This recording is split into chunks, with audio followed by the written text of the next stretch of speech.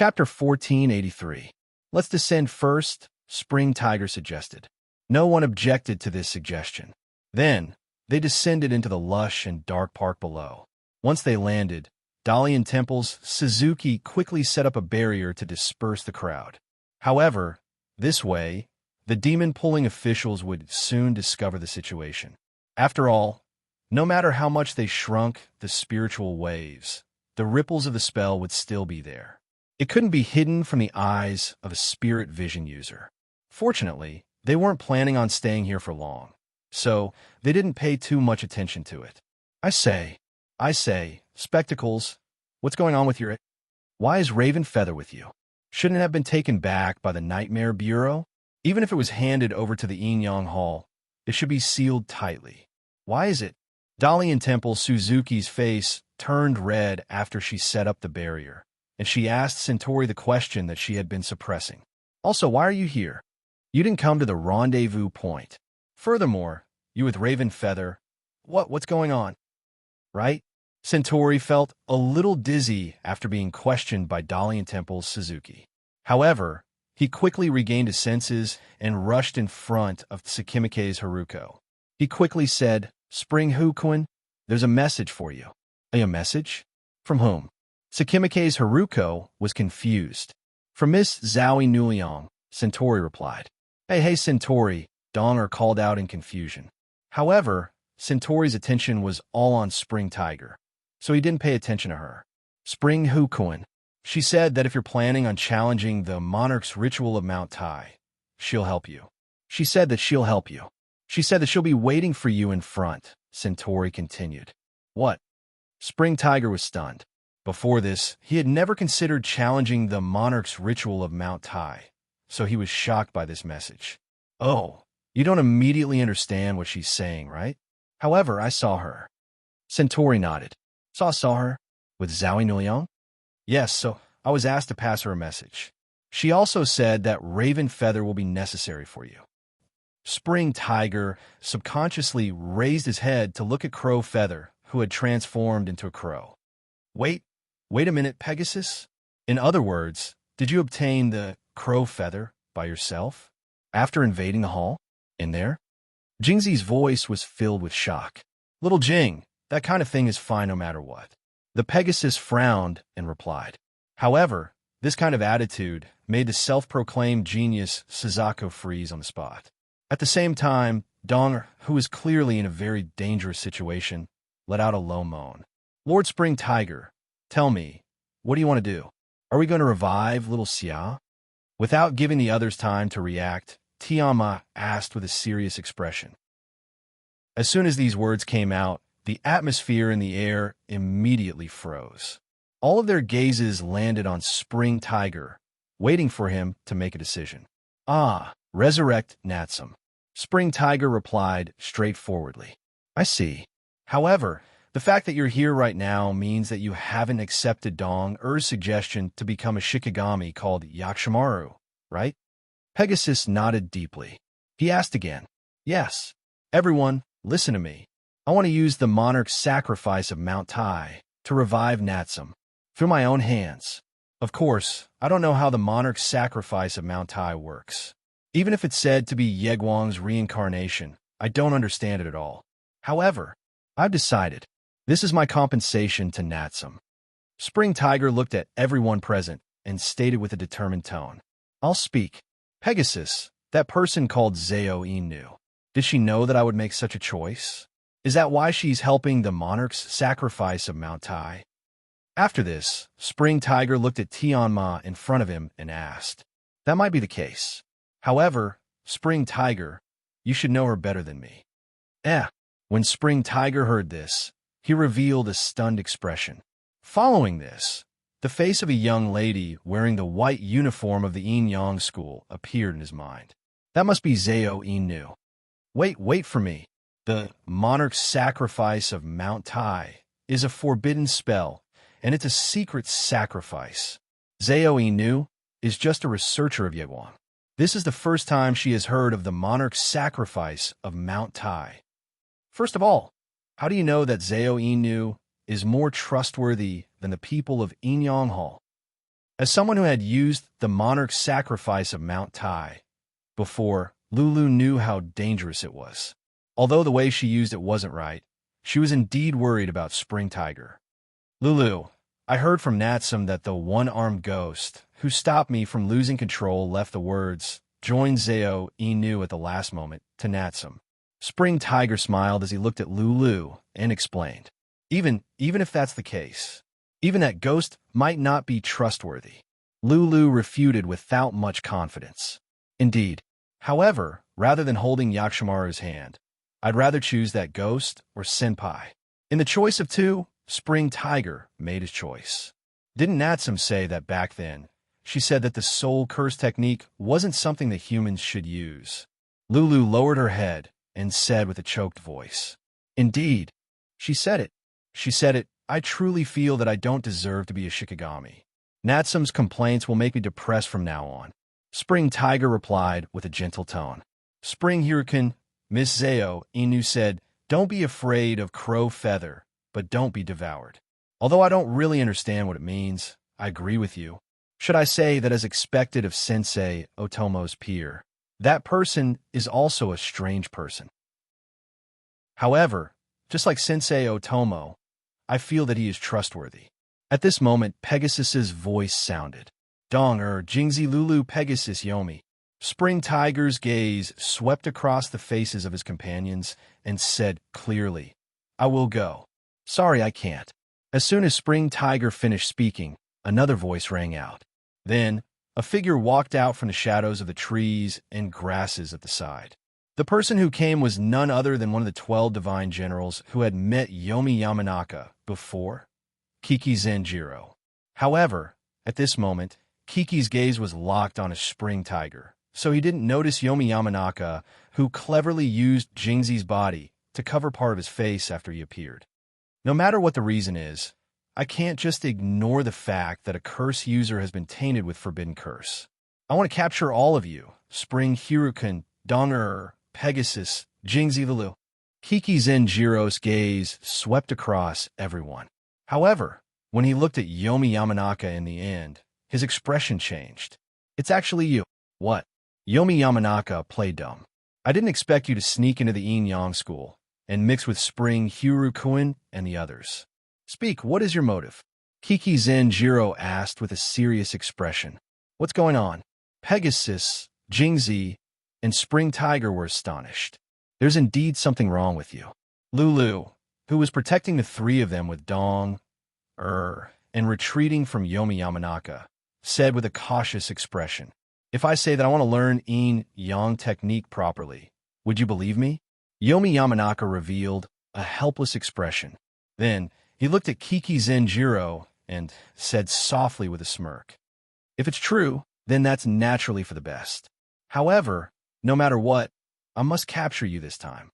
Kiki Zenjiro said in a deep voice. Then, he turned his head to the side and continued, As a teacher, you don't have any objections, right, Jiro? Everyone turned their heads, and Otomo Jiro's figure appeared. He stood opposite Spring Tiger and the others.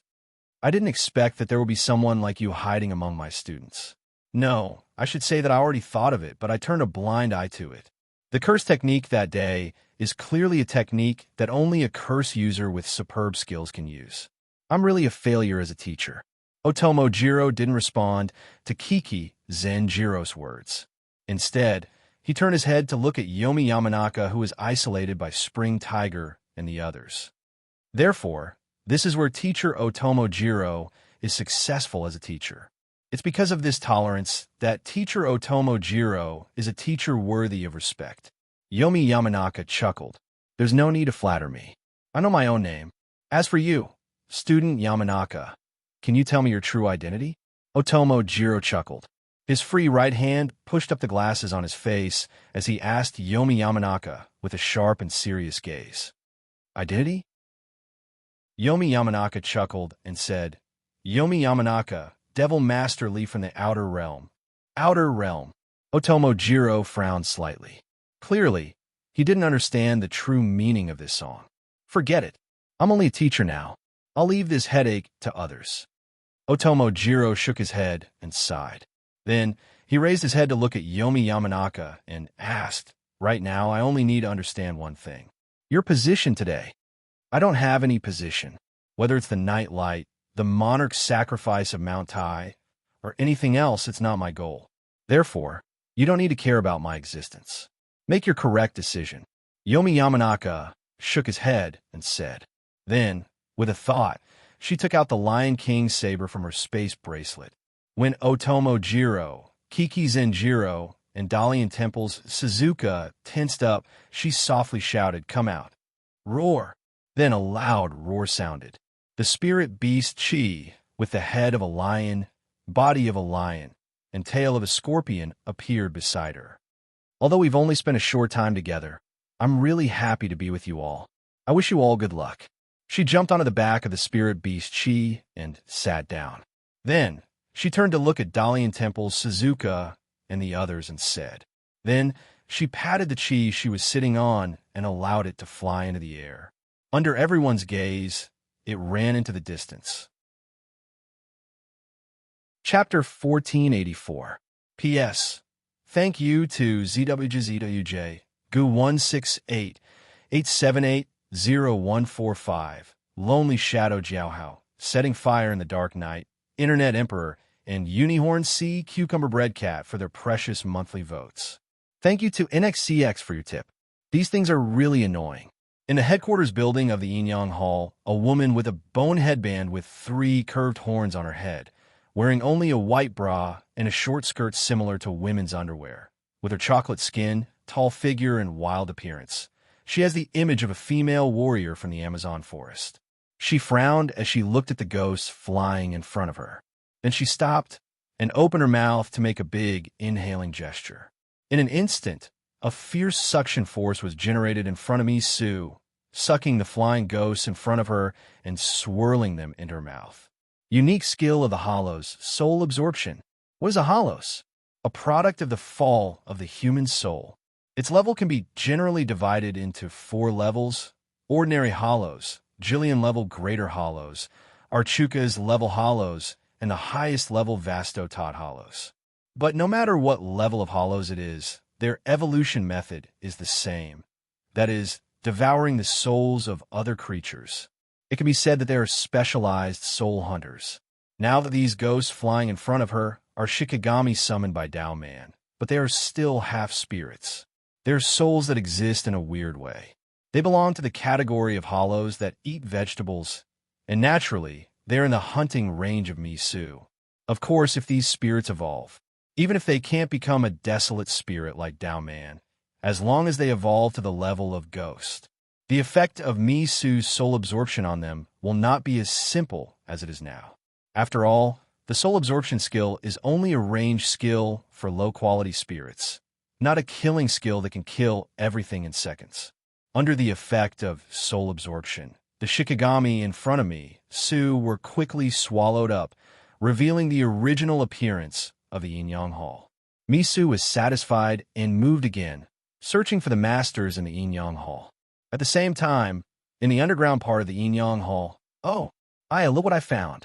In the underground of the Yinyang Hall, there was a space with passages, fences, and cubicles that looked like a private prison. He wore a white Lost No Chase Palace uniform with extremely long sleeves. He had long black hair that reached his hips, and a white bone mask on the right side of his head that looked like a hair clip. Wu Sun stood in front of one of the cells, looking at the white-haired old man who was sprawled on the ground like a dying man. He looked very much like an Asian man, except that there were 3 teardrop-like blue spots under his right eye. Hearing the voice, the old man's head moved. He tried his best to move his head to look at the gate. Very soon, an elderly man with a large red X mark on his forehead entered Wu Junson's line of sight. "You look like you've been abandoned, Amami Amami," Wu Sun said softly. That's right, this old man who looked like he was about to die was none other than one of the 12 heavenly generals in active service, the head of the spell search department with the title of Divine Fan, Oichi Amami. "But your current appearance has saved me a lot of trouble."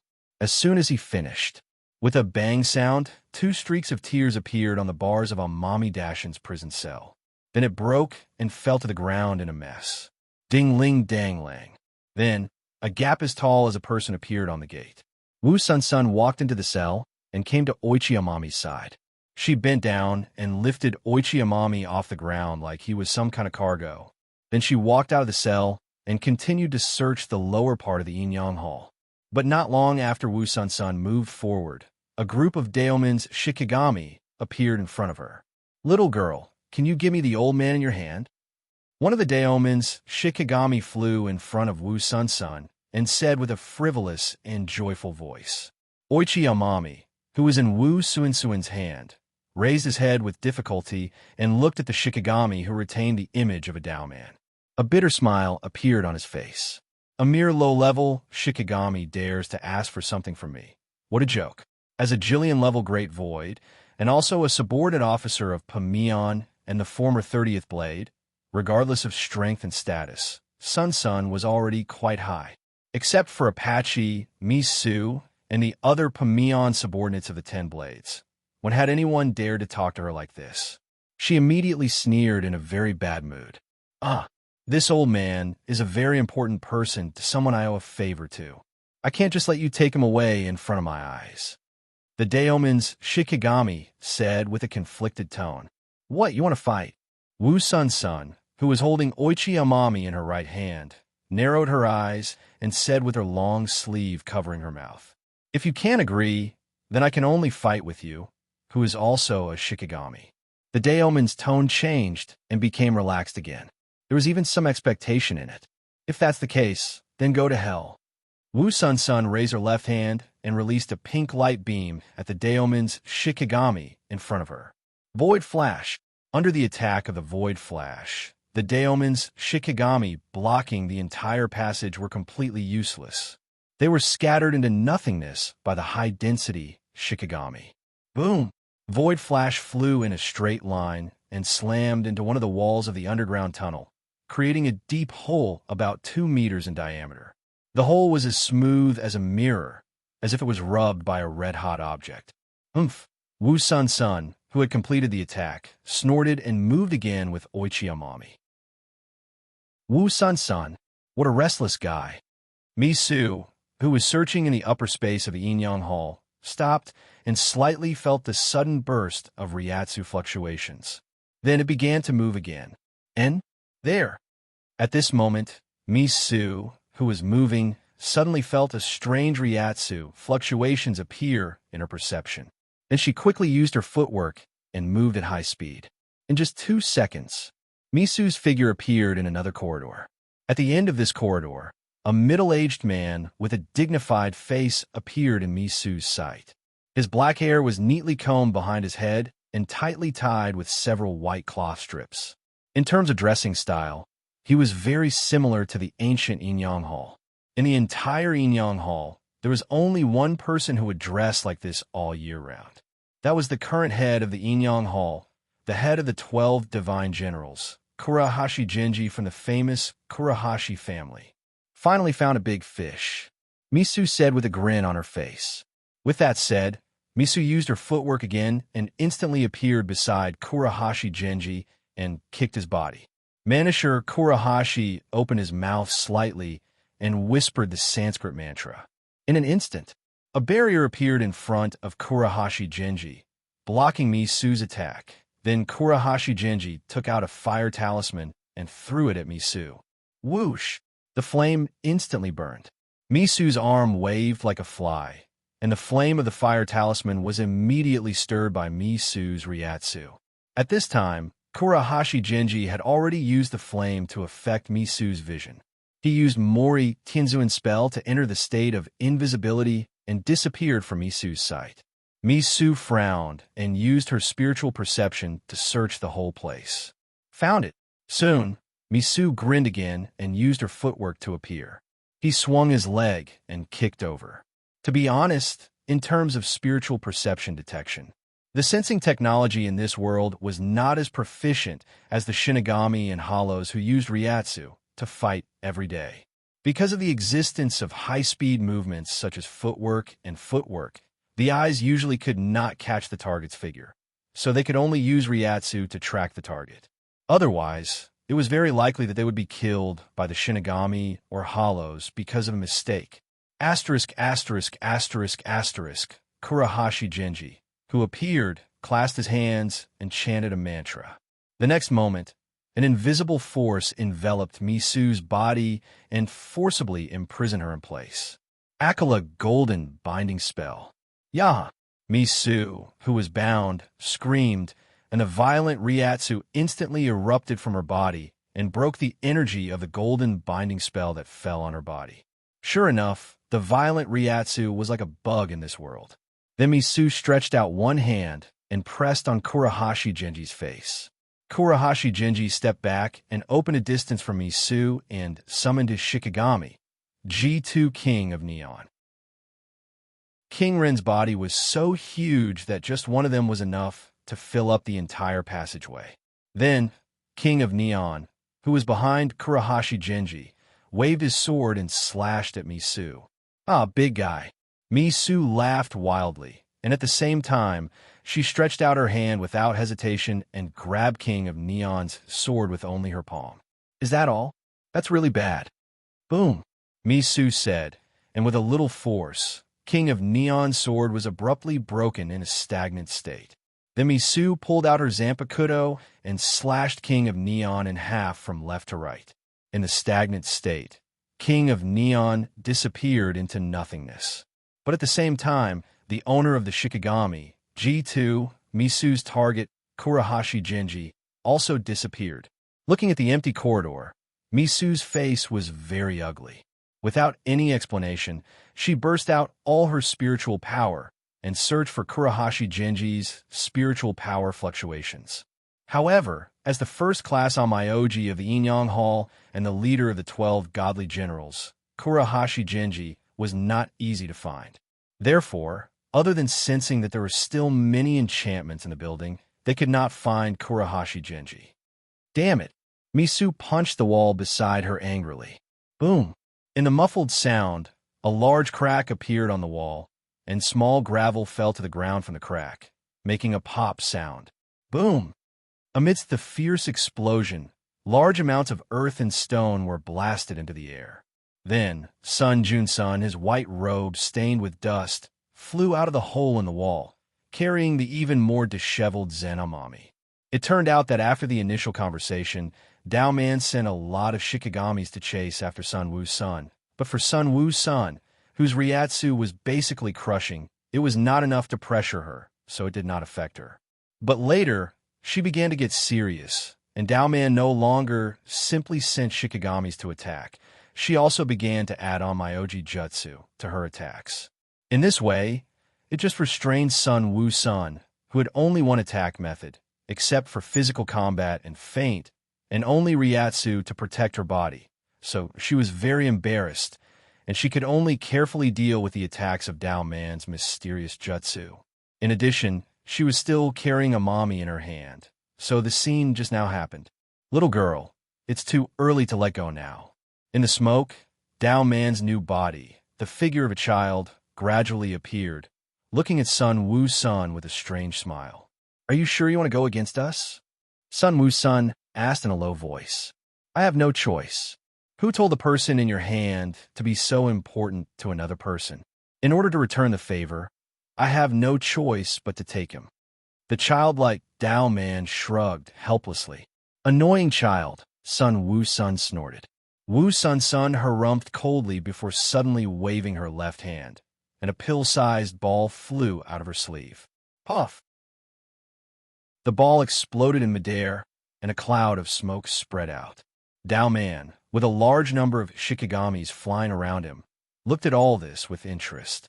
In the next moment, the smoke suddenly scattered, and a black figure wrapped in smoke flew out, rushing towards Dao Man and his Shikigamis. It was only then that Sun Wu-sun's voice rang out in the empty hall. Kill him. Dao Man didn't seem to make any moves, but the spirit Shikigami around him immediately swarmed out to meet the black shadow that was rushing over and entangled with him. Oh, so you know how to use Shikigamis as well. But you can't kill me by yourself, Dao Man said with a playful smile. Among the Shikigamis around Dao Man, there was a man with a mask on his face. He He was wearing a tight black suit, but it was still possible to tell that he was a man. His limbs were covered with lightning-like light blue spiritual pressure, and he was quickly destroying the Shikagamis around him with punches and kicks. A product of the Technology Development Bureau of the Rubik's Cube world, soul armament, modified. But as soon as Dao Man finished speaking, a spiritual pressure even more powerful than before erupted from the soul. Like a shock wave, it pushed away the Shikagamis around him, causing them to fall into a state of stagnation. Then, the soul's figure flashed and appeared in front of Dao Man, attacking him. A pitch-black whirlwind appeared under Dao Man's feet and circled around him, blocking the soul's attack and sending it flying. Oh, the strength is indeed different, Dao Man chuckled. But at that moment, a pink beam of light suddenly shot in front of him. Chapter 1485. Boom! Amidst a violent explosion, a cloud of white energy quickly diffused into the air, obscuring Dao Man's location. Sun Jun-sun chuckled coldly as he half-knelt beside Dao Man. He stared intently at Dao Man's location as spiritual pressure surged from his body like a tornado. Aya, what a well-timed sneak attack. Just then, Dao Man's frivolous voice rang out from the gradually dissipating smoke. His clothes were torn, revealing part of his upper body.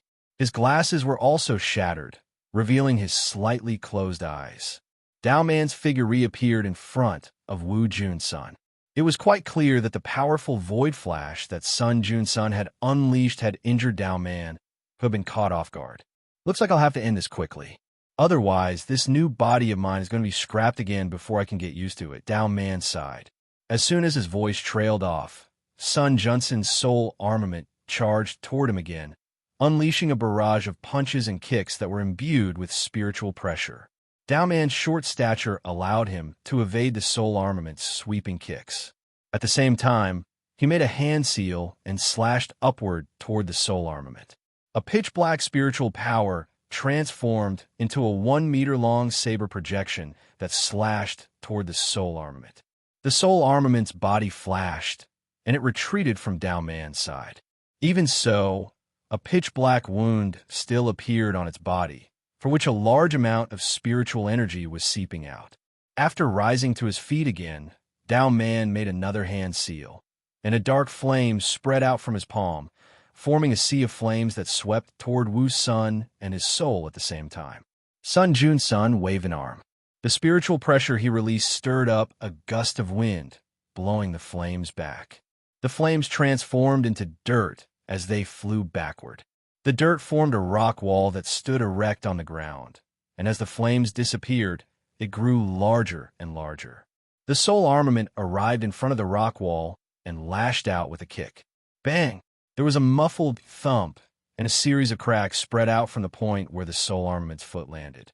However, in the next instant, a dozen or so sharp sabers that were shimmering with a cold light suddenly shot out from the rock wall, stabbing toward the soul armament. The soul armament dodged the attack by a hair's breadth.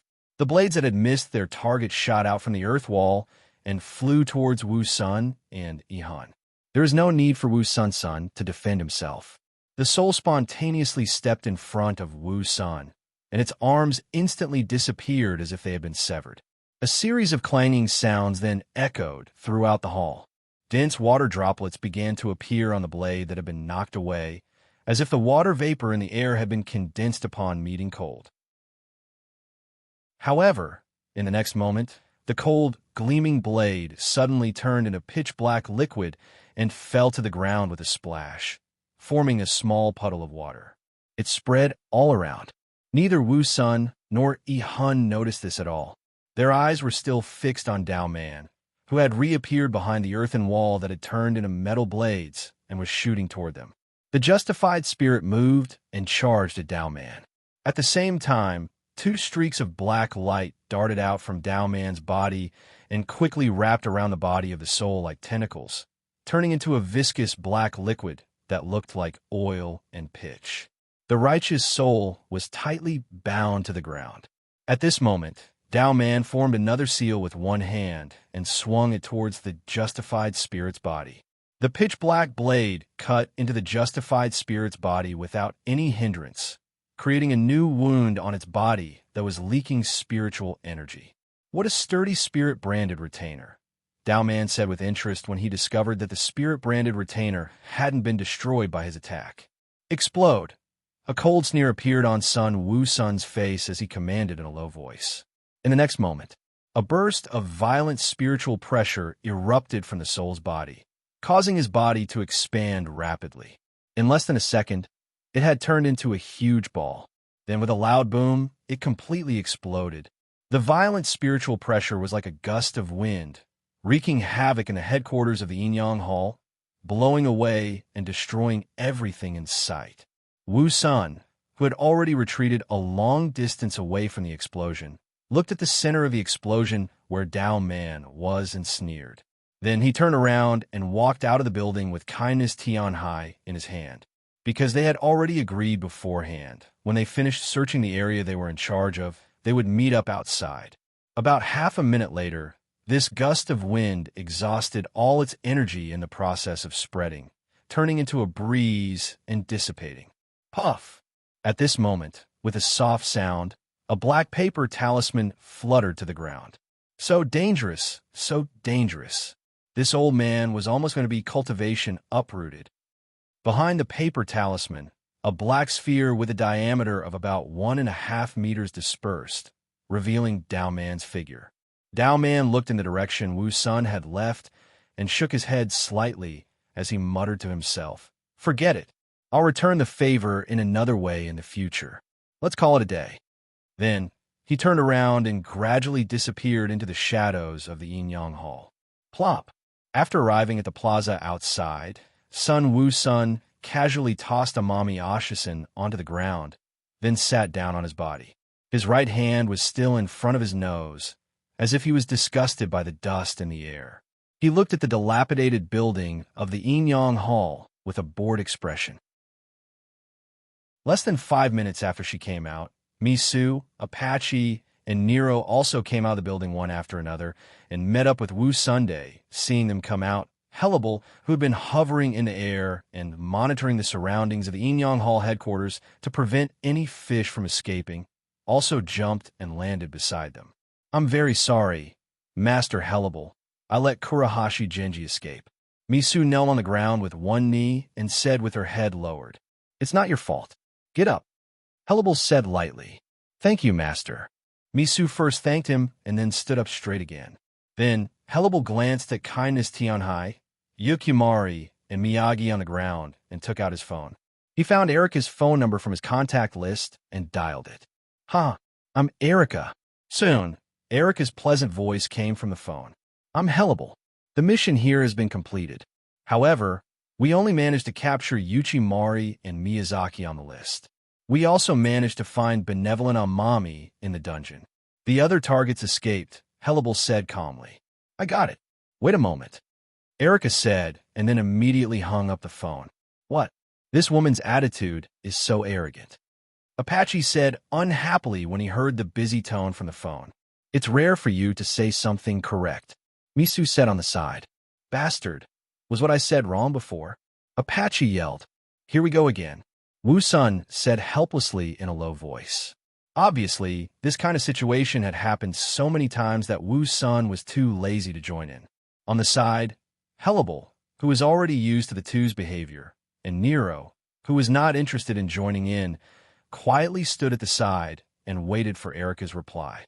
Sure enough, in less than 2 minutes, the phone in Hellable's hand rang again. "Hello." Hellable pressed the answer button and put the phone to his ear. "I just contacted Sister Ling and Huang Quan. I've confirmed the location of a few people. You guys split into 2 teams and go to the front." Erica quickly gave the approximate location of the 2 teams. "You go to the hiding spot with them. I'll go to the park to take a look." Nero, who had also heard the conversation, looked at Hellable and said, "Okay." Hellable thought for a moment and nodded. Then he turned to look at his 3 subordinates and ordered, "Apache Misu, you 2 come with me. Wu Sun, you stay here and watch them. Wait for the others to come and help." "Yes." Apache Misu and Wu Sun replied in unison. Then, Hellable did not hesitate, activating his ring and vanishing from the spot. Following closely behind, Apache and Mi Su also started their engines and left the place. Be careful. Nero looked at Wu Sun and said, Yes, Master Nero. Wu Sun did not dare to be rude to Nero, who was the 30th blade before Hellable, not to mention that the other party was concerned about him. So he quickly responded respectfully. Nero nodded, then also disappeared from Sun Wu Sun's sight. In the sky, Jianshan Huang Quan patted Cheesehead and ordered it to readjust its direction and move back to the park where Tsuchimikado Haruhu and the others were. Then, in less than a minute, Nero's figure appeared in front of Jianshan Huang Quan with a whoosh. Roar! Seeing Nero, the Lion King suddenly let out a low roar. Nero, it's you. I was wondering who the support Erica mentioned was. Seeing Nero, Huang Quan showed a smile on his face. Long time no see, Huang Quan. Nero smiled. But now is not the time for small talk. Let's go and finish what Erica told us to do. Okay, Jianshan Huang Quan agreed. Then he drove the Lion King and took Nero to the park where Tsuchimikado Haruhu and the others were. However, just as they were moving toward the park, two shikigami in the shape of a horse and a paper bird suddenly rushed into the sky from below and rushed toward the east. Seeing the two spiritual lights, Nero turned to look at Jianshan Huang Quan. Not the target, but we have to speed up. Jianshan Huang Quan shook his head slightly and patted the Lion King. Roar! The Lion King let out a loud roar and suddenly increased its speed, rushing towards the park not far away. Soon, the two came to the top of the park and descended to the park that was flashing with spiritual lights. Chapter 1486. Bang! The Lion King's huge body landed on the ground. Seeing the newcomers, Otomo Jun and Kimu Zenjiro, who were in the middle of a confrontation between Inyang Jutsu and Katana Jutsu, stopped at the same time. They focused part of their attention on Inyang Jutsu and Neru, who came down from the Lion King. Ah, did you come back to look for Spring Hook-kun? Unfortunately, they just left. Katomo Zenjiro raised his hand and pushed up the glasses on his face to cover the light in his eyes, as he said frivolously. Teacher Katomo misunderstood. I said before that my target is not Spring Hook-kun or the Yegwang that he represents. Yellow-san smiled. Oh, then why did you come back? Katomo Zenjiro asked with some interest. Magi, our target this time is Magi. Yellow-san answered straightforwardly. In fact, Magi Zenjiro was only one of the targets. Katomo Zenjiro was also the target that Yellow-san and Neru wanted to capture. However, he was different from Magi. As a teacher of the Inyang school, Katomo Zenjiro was not the priority to capture immediately. That was why Yellow-san targeted Magi. Oh! Katomo Zenjiro's eyes flashed, and he made a sound that was unclear. Although Katomo Zenjiro attracted enemies to attack the Inyang Hall for his student Spring Tiger, which would definitely destroy the prestige that the Inyang Hall had built up with great difficulty in the future, in the end, he was still an Inyang master who originally belonged to the Inyang Hall. Apart from that, he was a student of the same period as Magi Zenjiro, together with Zhaoi Nu Liang. They were called the Three Feather Crow of the 3-6. It could be said that their friendship was deep. That was why after hearing Yellow-san's words, Katomo Zenjiro originally wanted to stop Magi from protecting Spring Tiger so that he could smoothly go to the Tsuchimikado clan for the Mount Time Mansion monarch sacrifice. After all, Tsuchimikado-chun who had already successfully escaped. I wonder if this old man can also participate in this kind of event? Just as Katomo Zenjiro's thoughts changed, a frivolous voice full of ridicule rang out in the park. Katomo Zenjiro, Magi Zenjiro, Yellow-san, Neru, as well as 100 Tenma, who was holding the unconscious Kyoko Kurahashi, all turned their heads and looked at the source of the voice. In an instant, the small suit on his body was tattered, revealing part of his skin. The broken red glasses on his face had been fixed at some point in time. His short black hair was neatly combed to the sides like a trader in the 40s or 50s. Jiro, Jiro is Jiro, Jiro, Jiro. Jiro, Jiro, Jiro, Jiro, Jiro, said, Jiro, Jiro. Jiro, Jiro, Jiro, Jiro, Jiro. In Jiro. Jiro, Jiro, Jiro. Jiro, Zen, Zen, Jiro. Jiro, Jiro. Jiro, Jiro, Jiro. For Jiro, Jiro, Jiro, Jiro. Venerable One, you mean?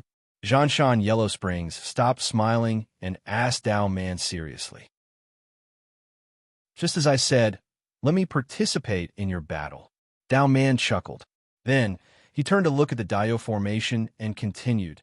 How about it? I couldn't ask for more help from you. Daio chuckled. Ryoko, what do you think?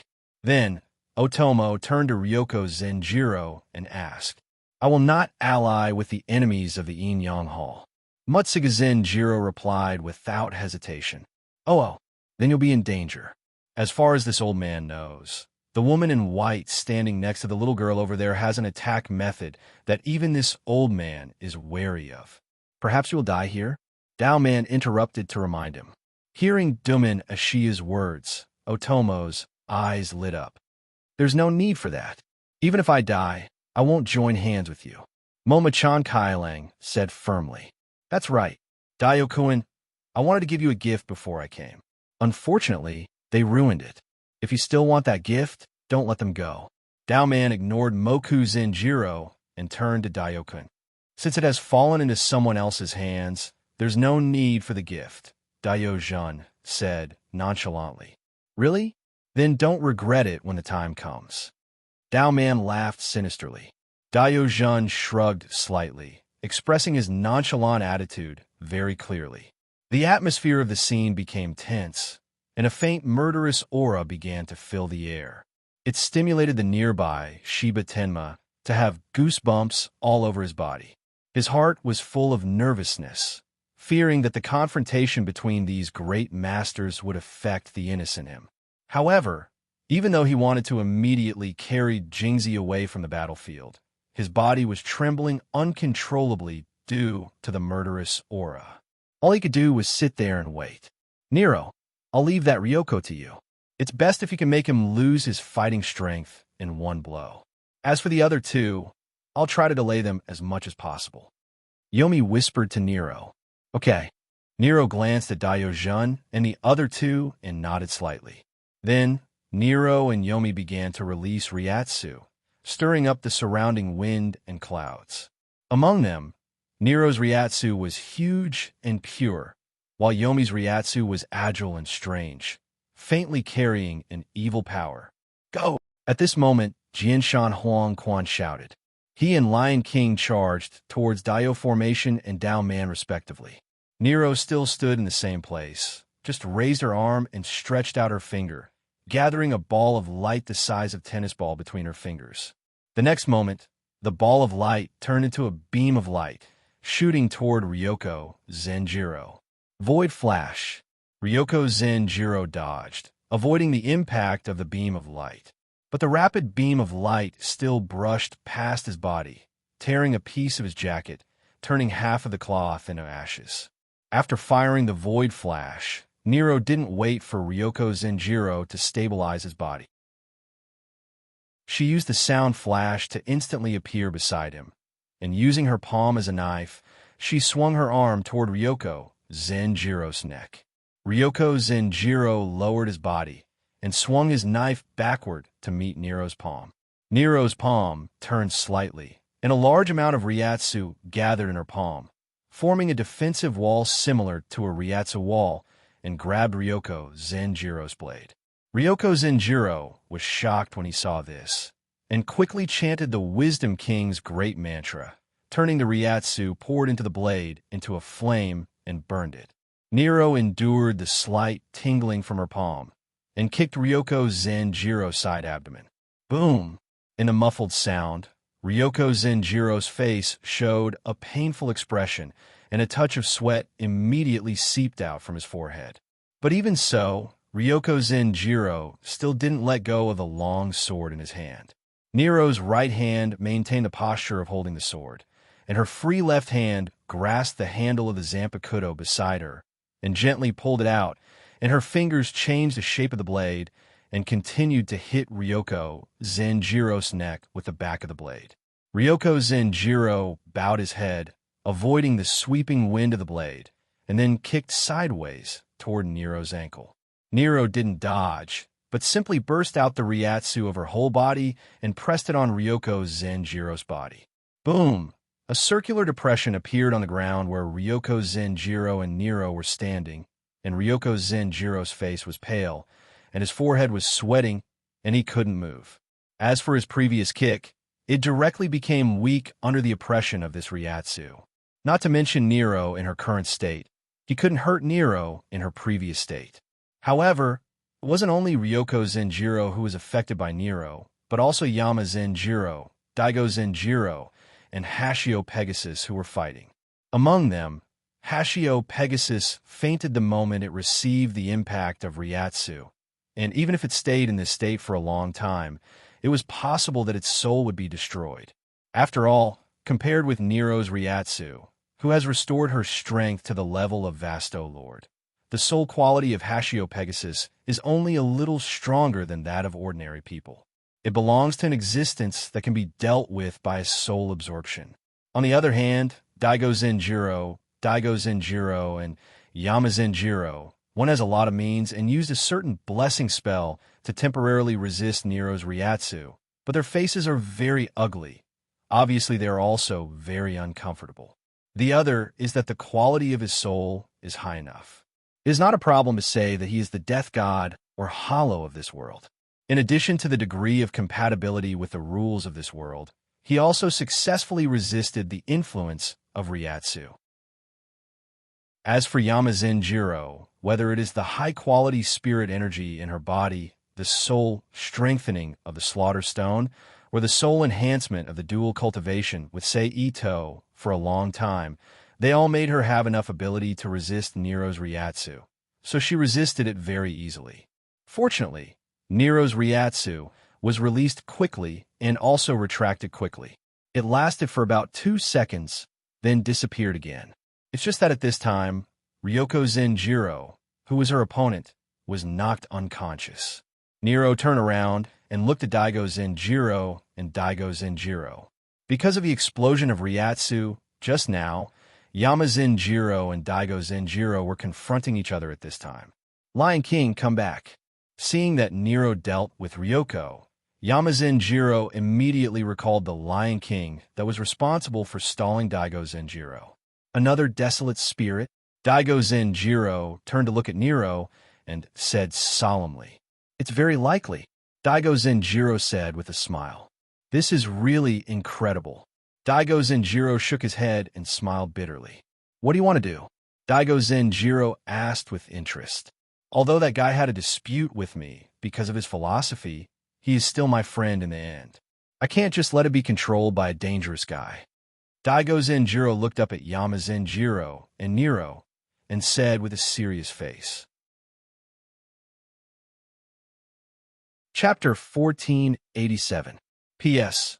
Thank you to Hell Aristocrat for your precious monthly votes. Thank you to NXCX for your reward. So, it's like this, then I'll give you some motivation. In their hands, other than Mu Mo Jun, who you want to save, there are other higher-ups of the Yin Yang Hall. For example, Benevolent Tian Hai, who you have a good relationship with. Dao Man laughed strangely as if he was tempting others to commit a crime. Hearing this, Dao Zhun's expression froze. Then he helplessly shook his head and said, "Master, why didn't you say this earlier?" "Oh, if I said earlier, you wouldn't have gone easy on me?" Dao Man asked with a face full of joy. "That's right, Dao Zhun to go easy on me. Otherwise, with his and Dao Man's endless yin-yang techniques, how could Dao Shan Huang Quan, who wasn't very familiar with this kind of technique, and the clumsy spirit beast, who could be said to be easily held back? Although part of the reason was because Niru's eruption was too fast, making them unable to prepare a continuous attack. "Master, what are you saying? I was fighting with my life on the line," Dao Zhun said helplessly. "Just treat it as if you were fighting with your life on the line." Dao Man laughed. "Then, who are you going to choose as your opponent?" Then, Dao Man's gaze swept over Dao Shan Huang Quan and Niru. Of course, it's the capable. So, I'll leave that troublesome guy to you to deal with. I'll do my duty as a teacher and discipline that naughty student. Diogen said with a relaxed tone. You're very cunning. Dao Man chuckled. Then let's begin. After saying this, Diogen's expression immediately changed. He threw several talismans at Daoshan Huang Quan.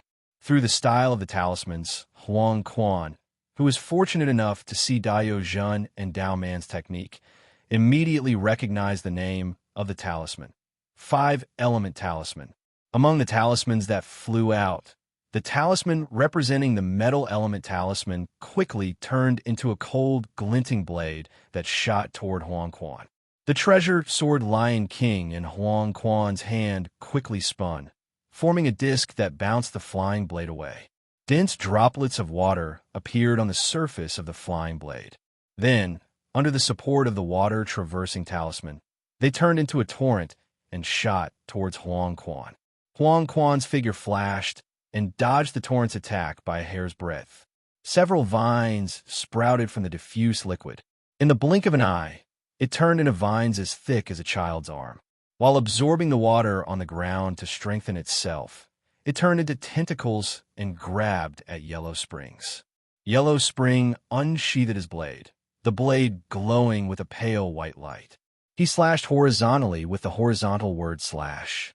A crescent-shaped spirit energy blade quickly flew out. She easily cut down the vines that were about to reach her. Whoosh! In the next moment, the vines that had fallen to the ground lit up and turned into scarlet-yellow flames. With the help of the fire elemental talisman, they formed a huge fire. Then, they rushed toward Huang Quan. Yellow Spring's expression did not change. The index and middle fingers of his left hand that were in the scabbard were raised.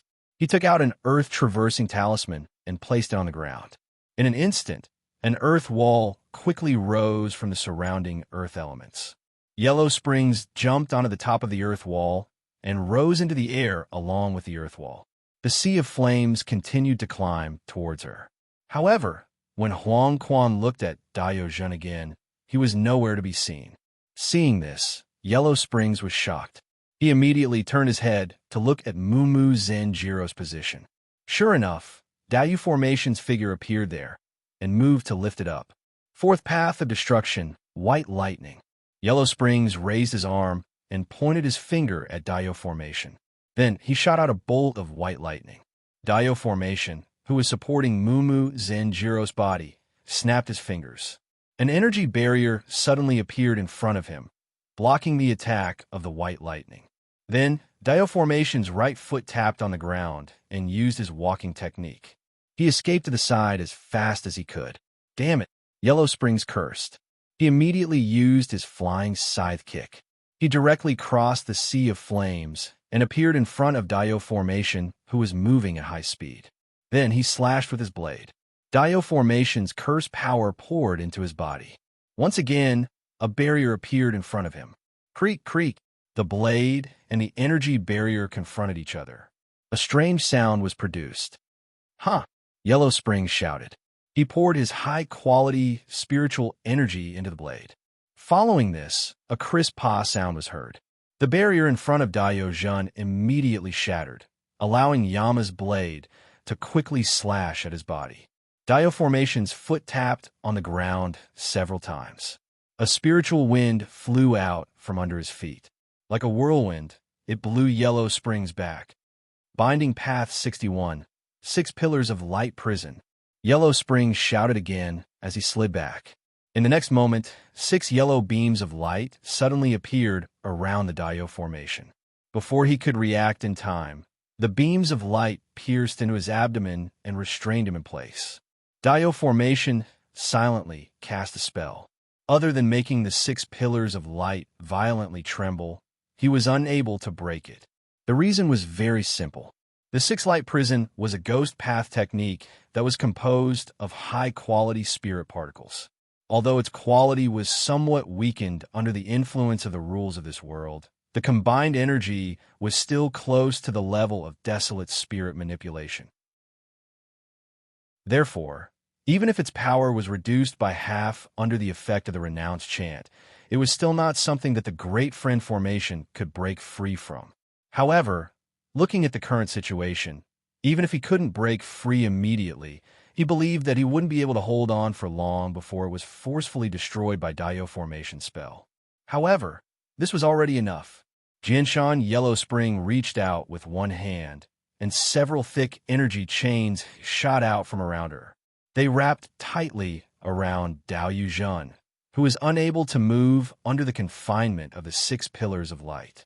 Then, the chanting of Huang Quan in the Mountain of Remonstrance was heard. Next chant, Binding Path number 63, Binding Chains. What a novel secret technique. Otomo, who had been experimenting with various incantations in an attempt to break free from the restraints on his body, praised. Then he suddenly raised his voice and said, "Master, the plan to sneak away has failed. You're on your own now." The yin-yang masters of this world were indeed liars. They clearly acted as if they were going to fight with all their might, but in the end, they took the opportunity to steal someone and run away. It really was the epitome of Tsuchimikado Yeguang's saying, "The essence of spells is lying." It's already failed? Then this old man has no other choice.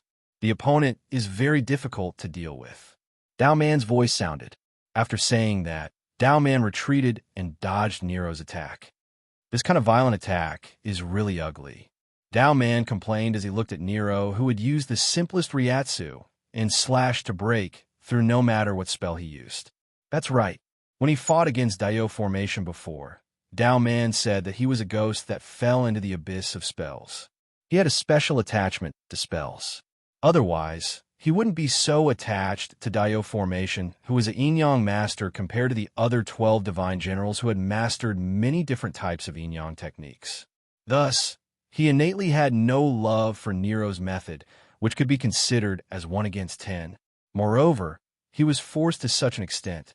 It would be strange if he didn't complain.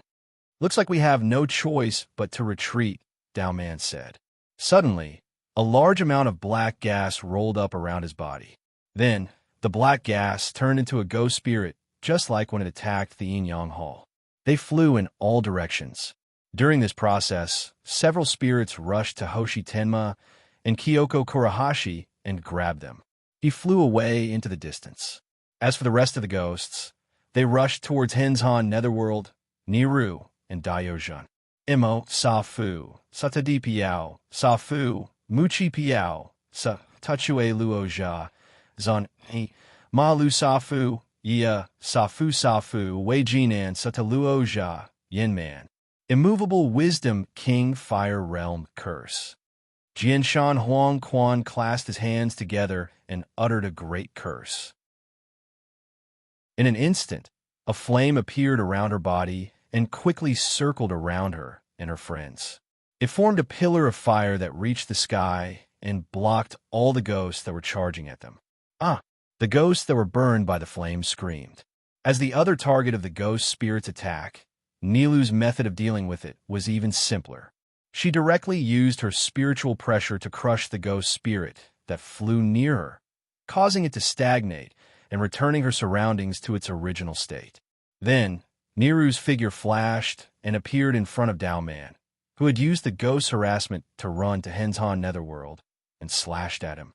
Bang! Black gas appeared in front of Dao Man, forming a barrier that blocked Niru's attack. But the barrier only lasted for a moment before it was broken, causing Dao Man's body to fall to the ground under the huge impact. Dio Koen, I'm sorry, I can't save you. Because this body was still human, blood flowed out of the corner of Dao Man's mouth, and his voice was strange as he spoke. Understood. Thank you very much for your help. Please leave. Daiyozhan replied. Then, see you later, Daioken. As Dao Man spoke, her body was once again enveloped by the pitch-black, tornado-like black wind. Then, she disappeared from Nilu's sight. With a soft sound, the flames dispersed, revealing Henzhan Netherworld and Daiyozhan, who was bound by Tubakudo. Dio-sensei, please sleep for a while. Turning around, Henzhan Netherworld walked in front of Daiyozhan, stretched out one arm, and placed his palm in front of Daiyozhan's face. In the next moment, a faint light flashed, and Diogene's eyes immediately became empty. His eyelids closed involuntarily, and he lowered his head, falling into a coma. Nameless Kido, White Fuku. Its effect is to cause the opponent's consciousness to fall into a coma for a while, and at the same time, their spiritual pressure will temporarily disappear. In the original work, Hinamori used this technique to escape, and Ikamura-jin made Aizen mistakenly believe that he killed Luanju. Bang!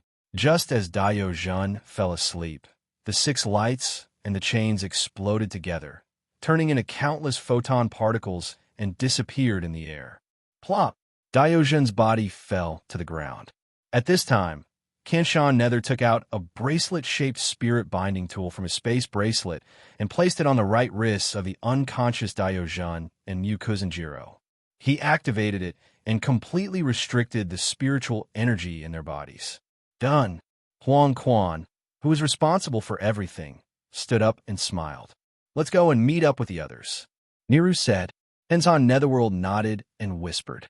Lion King, roar. With a loud roar, the spirit beast, Ho, once again appeared beside Henzhan Netherworld. Henzhan Netherworld threw Diojun and Magi Zin Jiro one by one on Ho's back. Then he turned over and sat on Ho's back, patting Ho's head, signaling it to run. Understanding Netherworld's meaning, Ho immediately stepped into the void and ran in the direction of the Yin Yang Hall. Next to it, Niru used Echo Spin to calmly follow.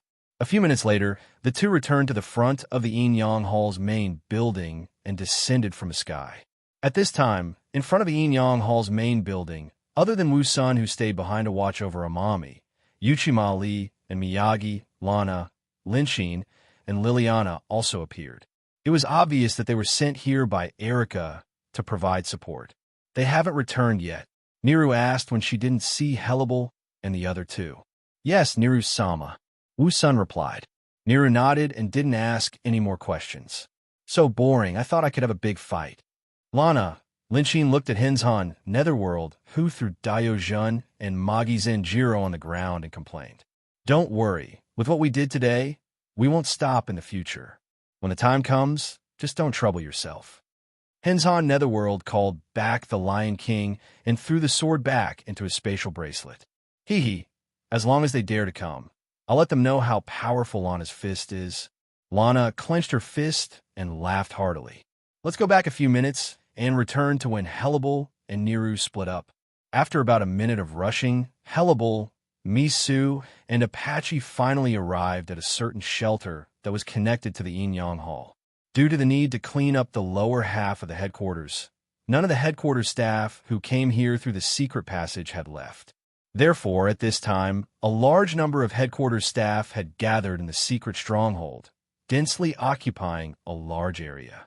However, the moment Hellable and the other two appeared, among the staff of the Yin Yang Hall, there was a middle-aged man who was tall and thin, wearing a dark brown suit pants and a black long-sleeve shirt. His black hair was neatly combed to the right. He was wearing a dark brown suit, long pants, and a black long-sleeve shirt with a brown tie. His black hair was neatly combed to the right, and his expression was solemn. He looked up as if he sensed something and looked in the direction where Hellable and the other two appeared. Why is there only one target? Apache leaned forward and said unhappily to the man who was looking in their direction. Chapter 1488. Alert! The middle-aged man suddenly shouted. Huh? Yes. All the incantation hunters and demon-pulling officers of the Yin Yang Hall were stunned when they heard the middle-aged man shout. Then, they immediately took out their talismans and summoned their spirit-branded retainers. They formed a circular formation and were on guard. At the same time, all the non-combatants quickly retreated to the side to avoid interfering with other people's battles. Not bad. They actually found us in advance, Apache praised. Idiot, isn't it obvious?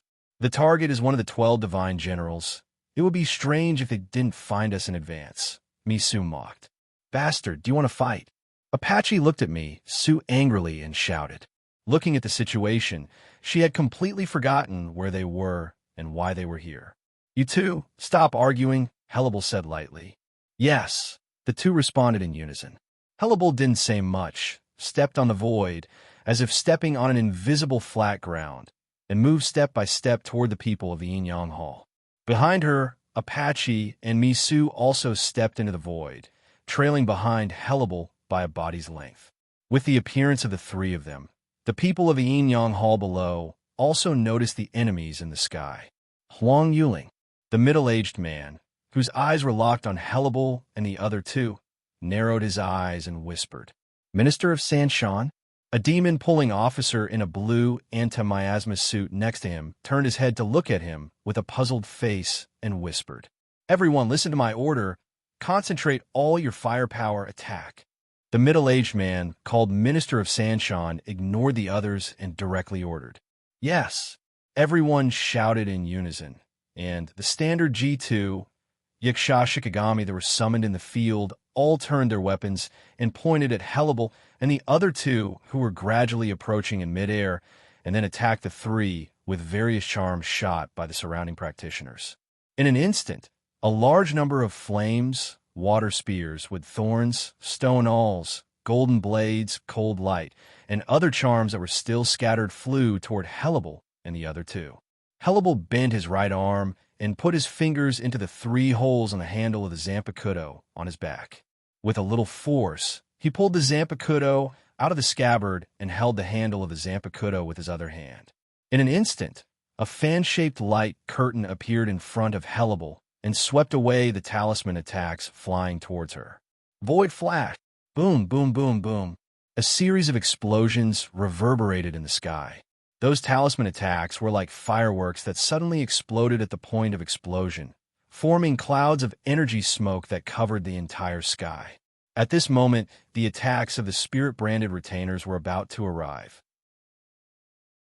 Without Hellebel's order, Apache and Misu immediately disappeared from behind her and appeared among the group of Shikigami, attacking them one by one with their Zanpakuto. Under their attacks, all the spirit-branded retainers that were struck immediately broke apart from their blades.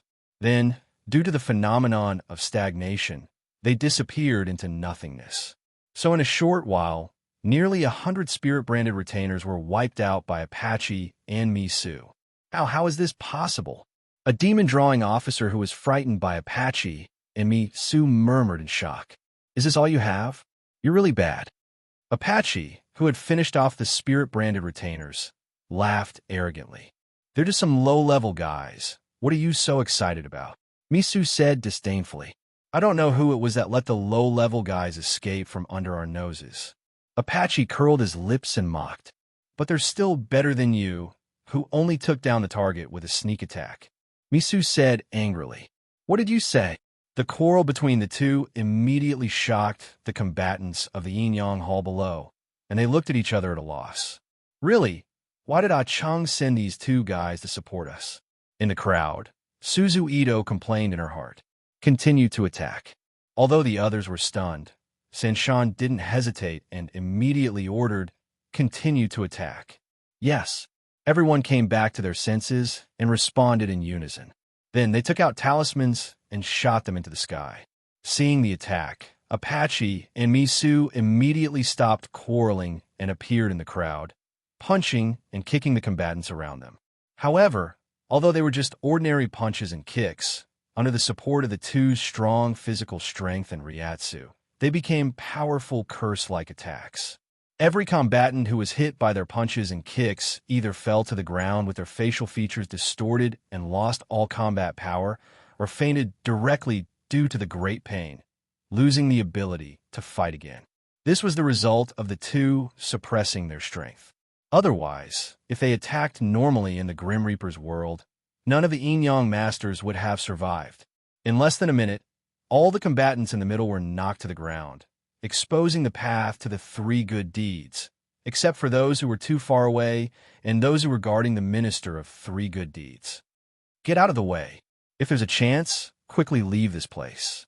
Sanshan, who was protected by a dozen Yin-Yang masters including Suzu Ito, said indifferently. "Sanshan," a Yin-Yang master called out without looking back. "You're not their match. Leave this place, find Director Kurahashi, and rebuild the Inyang Hall? Sanshan said in a deep voice. Yes. The Inyang masters responded with grief and indignation. Sanshan walked out of the crowd and confronted Apache and Misu. Who are you? Deep in her eyes, a blue light gradually flashed as she looked at Apache and Misu and asked in a deep voice. Helibal's subordinate, Apache. Misu. Because they had seen how difficult it was to deal with the 12 divine generals in the Inyang Hall, the two of them reported their names. Helibal, is that the one in the sky? Sanshan raised her head slightly and looked at Helibal, who hadn't done anything apart from attacking in the beginning. That's right, Appa replied with a proud look. It was obvious how important Helibal was to her. You're Huang Yuling? Why did you attack the Inyang Hall? Sanshan asked again. Huang Yuling? What's that?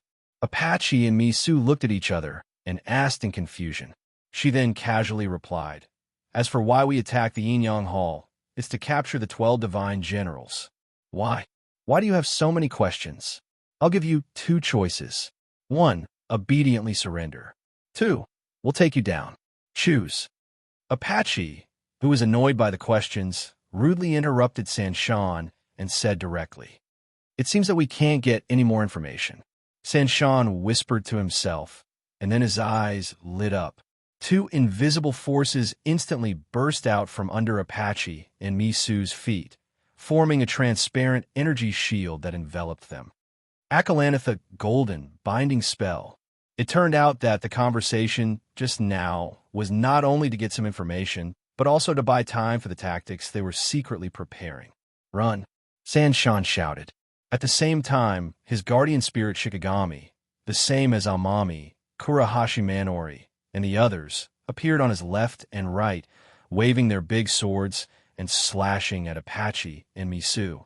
After the slashing, the people in the Inyang Hall who still had the ability to move immediately ran out in all directions. It had to be said that this method was very effective. Unless there was a wide area restriction method or an exaggerated movement speed like Shunshini E, it was really impossible to take down these people in the Inyang Hall. Of course, in the current situation, as long as Helibal was willing to release his spiritual pressure, he could also keep them all here. After all, the difference in the quality of spiritual mix was obvious, and these practitioners, whose spiritual mix was only a little stronger than ordinary people, could not resist. Helibal turned his head slightly and looked at Suzu Ito, who also turned her head to look at him. Then he withdrew his gaze, as if he did not notice the scattered people in the Inyang Hall, and continued to look down at the battle between Apache and Misu and Sanshan. Open! Apache and Misu roared, and their Ryatsu burst out violently, breaking the binding energy around them. Then they kicked King Ren's Shikigami, who was stagnant, out of the room. Whoosh! A wave of fire burned toward Apache and Misu around a retreating Shikigami. Akalanatha Fire World Spell. Apache jumped up, dodged the burning of the fire wave, and then stretched out his left arm and condescendingly shot a virtual bullet, which was 20 times faster than Void Flash, at Sanshan, who was releasing the Fire World spell. Whoosh! A ball of light the size of a tennis ball turned into a stream of light and bombarded Sanshan. Sanshan's figure flashed and disappeared in the faint golden spirit light powder. He appeared behind Misu, who used the sound turn to dodge. Then he suddenly squatted down, dodged the kick that swept over his head, and pressed a talisman on the ground. Boom! A violent explosion sounded, and a blazing fire emerged, enveloping Misu. As for the 3 virtues, they were reduced to golden spiritual dust again and disappeared on the spot in the instant that the flames exploded. U-step. Of course, the U-step in this world was somewhat different from the U-step in the main world. It was not a special footwork skill with ritual footwork like in Taoism. It was simply a footwork skill for fast movement. However, after being modified by 2 Iguang's generation, it had the ability to rely on spiritual veins to move long distances at high speed. The moment Sanshan escaped, 2 spiritual stagnation kings Shikigami, who had recovered from the spiritual stagnation spell, rushed to Misu, who was shrouded in fire, and slashed at him from left and right. RS. Chapter 1489. Bastard, I'm going to kill you. In the flame, Misu's angry voice came out. Then with two crisp sounds, King Renwang's Shikigami, who was swinging his katana, suddenly stopped, and then the fire burst, revealing the figure of Miho, who was holding a great sword-shaped Zanpakuto and had some gray on her body. Zizi. The phenomenon of stagnation appeared on Renwang's Shikigami, and then the two Shikigami's bodies slowly disappeared like a mirage. Misu turned her head and looked around, quickly searching for the figure of the three good. Soon, Misu locked onto the trace of the three good again. But before she could do anything, a ball of light with a long tail blasted down. It was Apache's feint. Boom! A violent explosion immediately sounded, and a large amount of smoke and dust spread from the ground in the impact of the explosion of the feint, forming a thick smoke that covered the area where the three good were. As mentioned before, the power of the feint was much lower than the Void Flash, but that was only for the Shinigami and Void Gods in the world of Shinigami.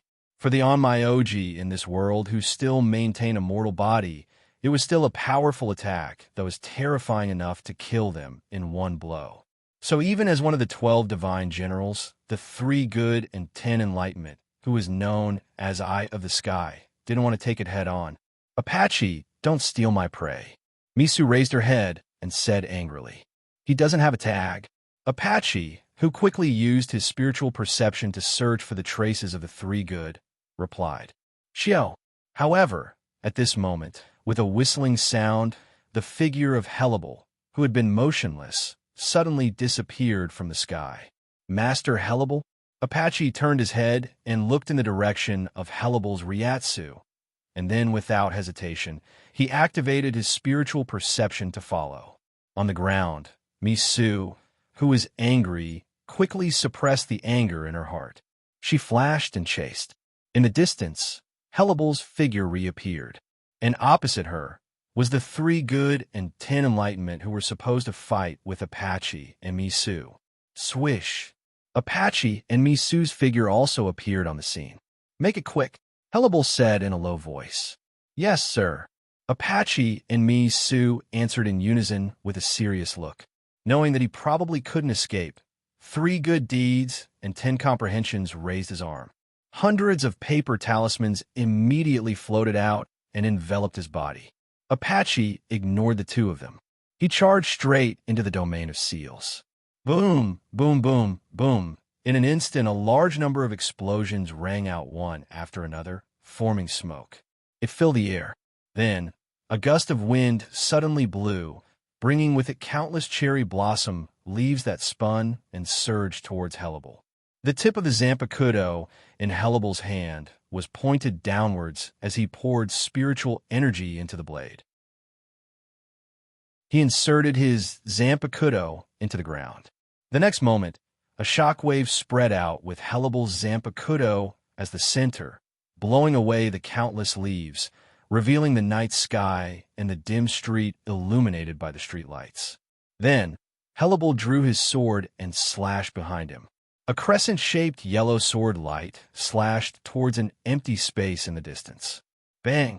In the muffled sound, the figure of 3 good deeds and 10 comprehensions, who was standing in front of him, reappeared and blocked Hellable's attack with the 8 comprehensions.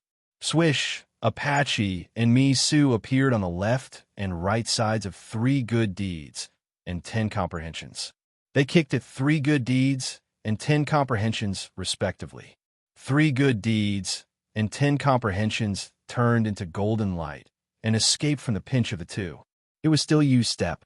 Apache, Misu, and Hellable used a resounding spin at the same time. Then, they appeared next to 3 good deeds and 10 comprehensions who reappeared one after another, pressing their swords against his chest and neck respectively. Hellable looked thoughtfully at the blue light in the eyes of the 3 virtues and 10 comprehensions who were sweating profusely. Then, with a flip of his hand, he took out a spirit-binding device and activated it, allowing it to turn into several energy ropes that wrapped around the 3 virtues and 10 comprehensions. He then released a special electric wave to knock them out. Humph! Seeing 3 good deeds and 10 comprehensions faint, Hellebel put his Zampicudo back into the scabbard behind him. Let's go. After Hellebel finished speaking, he activated Ring Spin and disappeared. Misu and Apache looked at each other, then grabbed 3 good deeds and 10 comprehensions by their sleeves. They also activated Ring Spin and rushed back to the Yin-Yang Hall. Swish, in the slight sound of breaking air, Hellebel and the other 2 appeared in front of the severely damaged Yin-Yang Hall headquarters building. Plop! Misu threw 3 good deeds and 10 comprehensions who were restrained to the ground. Except for Kurahashi Moriji, who escaped, and another Yamashiro Hayato who couldn't be found, everyone else is here. Hellebel said lightly. Everyone present looked at Amami Ozan, Otomo Shinobu, Magi Zenjiro, 3 good deeds and 10 comprehensions, Yugama Lee, and Miyazaki on the ground, and nodded one after another. In that case, let's go back. Liliana said. Don't we need to wait for the 2 of them? Nero looked at Liliana and asked. The 2 of them she mentioned were Yamashiro Yomi and Lana Linchin. It turned out that while everyone was waiting for Hellebel and the other 2 to return, Yamashiro Yomi, who suddenly thought that this attack was an opportunity to plunder, immediately proposed to enter the Yin-Yang Hall building that was already unguarded and move the Yin-Yang technique materials inside. Of course, Liliana and the others would not object to her suggestion. They agreed to her suggestion and allowed Lana and Lin Qin, who were bored, to enter the room with her to move the books. They could also take care of each other in case of an emergency. Just like this, the 2 temporarily left the team. No need. Just leave one person here to take care of them. The other should escort these guys back first. Liliana slightly shook her head. Then I'll stay here. Nero said. All right. Liliana didn't object and directly agreed. Then the others didn't hesitate. Except for Apache and Misu, who each carried 2 people. Sun Wu-sun and Liliana each carried 1 person and left the scene with Hellebel, who was empty-handed, disappearing into the thick night. After watching them leave, Nero's figure flashed and moved to the top of the Yin-Yang Hall building.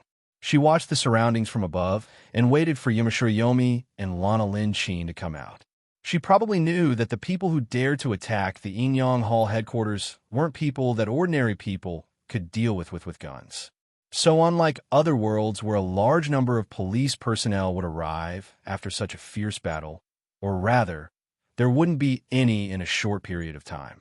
So until 20 minutes later, when Yamashiro Yomi and Lana Linchin walked out of the Yin-Yang Hall headquarters building again, they still didn't see any police or fire trucks. Huh, where are the others? Lana Linchin looked at the empty front yard and said with a puzzled expression, probably went back first. Yamashiro Yomi casually replied, yes, they went back first. Then Nero's voice rang in their ears, and then Nero's figure walked out from the side. You didn't go back? Lana Linchin asked curiously.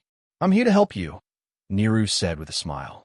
Yamashiro Yomi and Lana Linchin suddenly understood and showed a happy smile on their faces. Let's go, Nero suggested. Yamashiro Yomi and Lana Linchin nodded and quickly left the Yin-Yang Hall headquarters building with Nero. They quickly disappeared into the dark street. About 10 minutes after they left, the sound of police sirens came from afar. Does any of you know how to contact Director Kurahashi?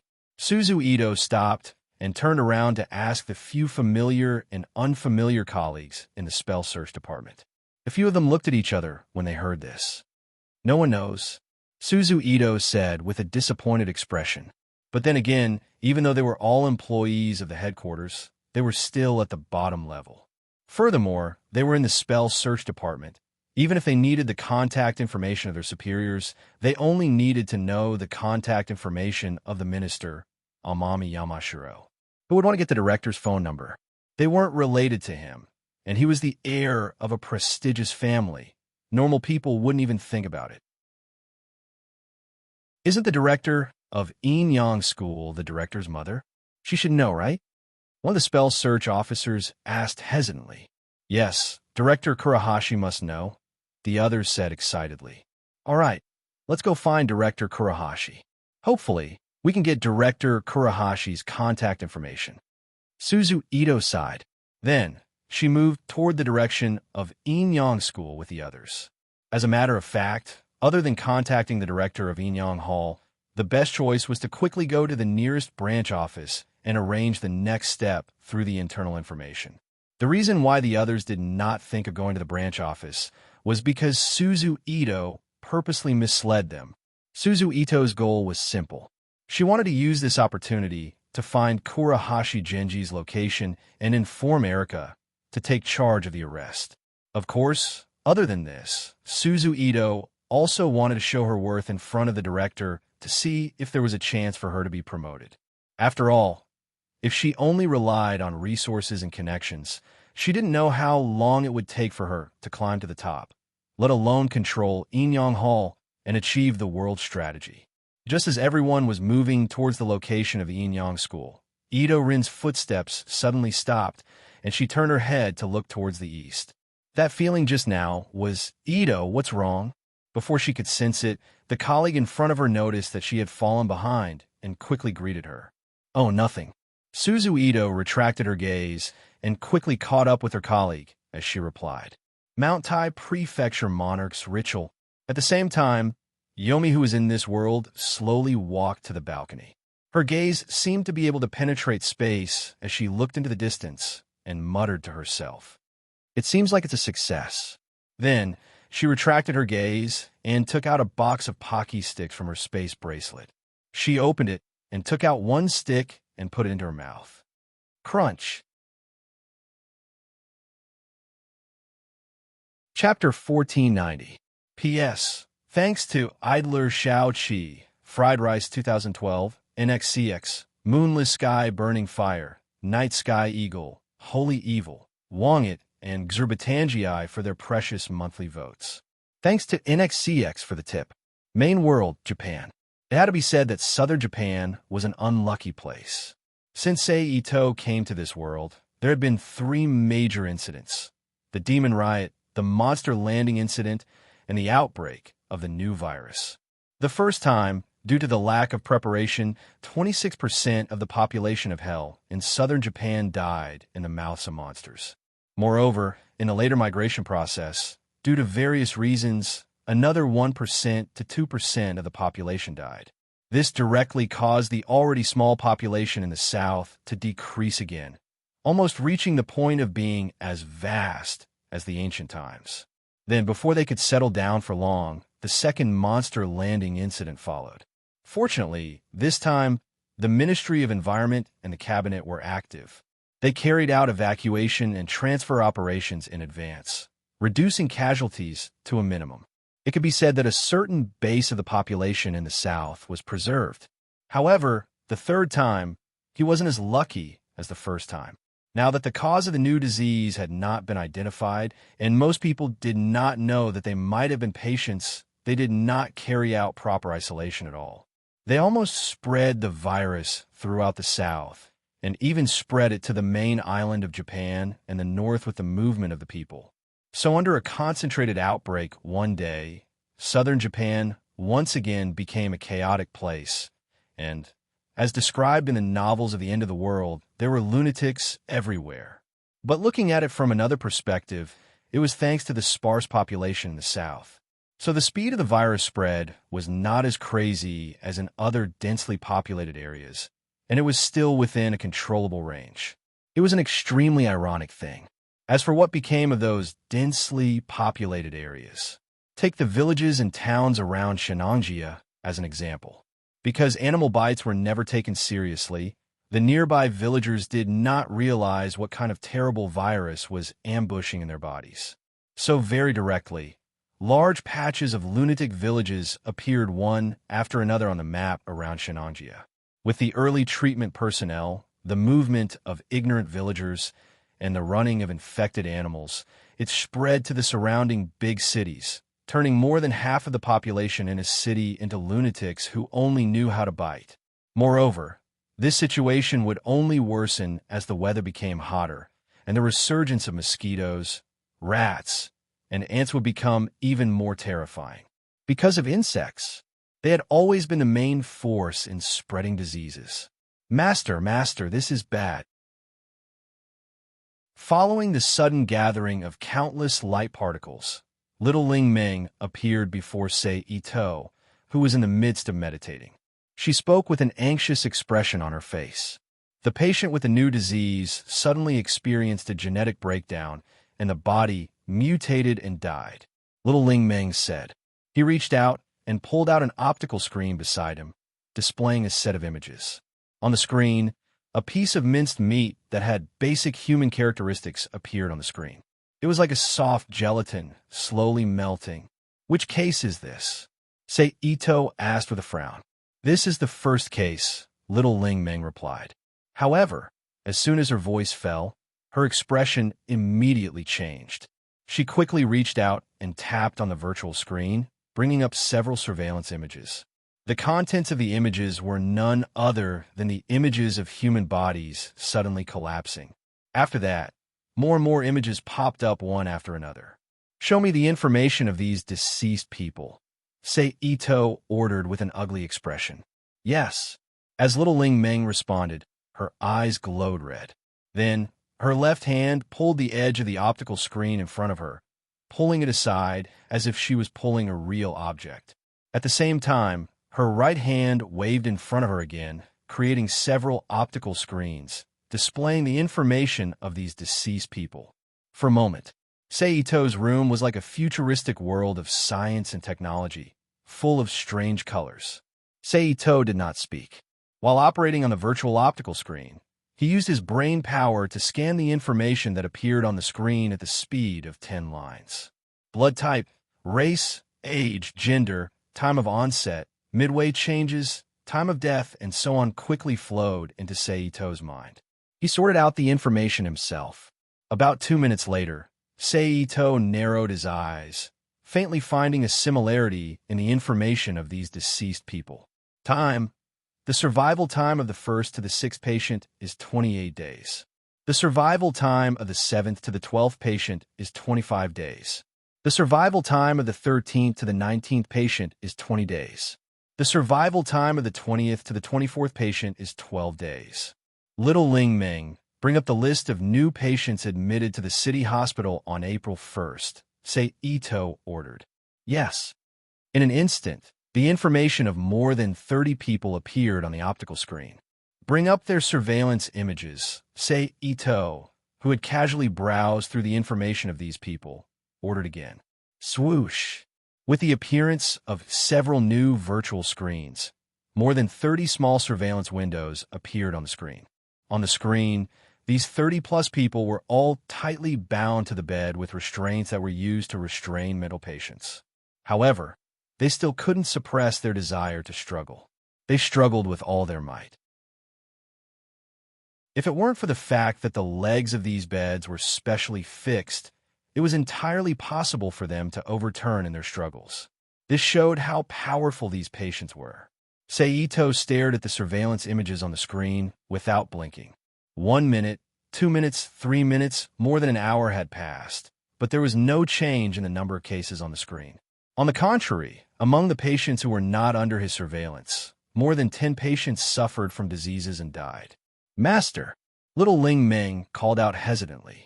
However, at this moment, the struggling movements of more than 30 patients on the screen stopped one after another. Then, their bodies shattered one after another. Mixed with filthy blood, they turned into irregular pieces of minced meat that spread out on the bed. 7 days, Sei Ito said softly. Little Ling Ming, start recording the cases that were admitted to the hospital on the 2nd of April. The stipulated time is 7 days. If any of the patients died earlier, inform me immediately. Inform me as soon as possible. Then, Ito-sei ordered solemnly. Yes, little Ling Ming replied loudly. Then, how do we deal with these things? Little Ling Ming asked as she pointed to the minced meat on the screen. Inform the hospital to burn them. Sei Ito ordered without hesitation. Yes. Also, inform the hospital to send a functional robot to deal with them. Before the indoor air is refreshed, do not let anyone near the room where the patients died, Say Ito ordered after thinking for a moment. Yes. Immediately, little Ling Meng disappeared along with the room full of virtual light screens. Has the virus evolved? Or has the frequency of its jump increased? Say Ito frowned as he pondered. Then, his figure flashed and disappeared from the room. In the next moment, he appeared in the endless dark universe. Say Ito closed his eyes. Using hyperspace perception, he comprehended the changes in the universe through the frequency of the spatial laws. It really did accelerate. After a long while, Sei Ito discovered that compared to the last time, whether it was the frequency of the spatial laws or the dimensional gap, there were changes. He opened his eyes again and sighed softly. Then, he fiercely turned his head and looked at the darkness in the distance with a sharp gaze.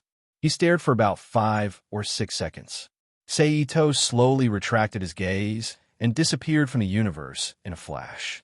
Earth, Japan, Kyoto. Ito Sei's figure appeared in the former imperial capital, which had been turned into a demon palace. Your speed of progress is really shocking.